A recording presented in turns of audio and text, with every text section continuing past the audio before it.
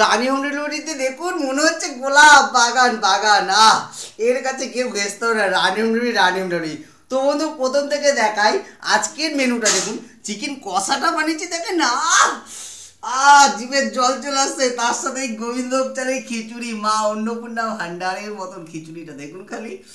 তার সাথে বেগুনি মানাবে, তার সাথে ফুলকপির ডালমা আছে, ডিম ভাজা দিয়ে ঝোল করেছি, তার সাথে আছে ডিমের কালিয়াও, আমরা টমেটো দিয়ে চাটনি, পাঁপড় ভাজা, আলুর চোখা, উচ্ছে সিদ্ধ, চিকেন চাও, মাছের কালিয়া।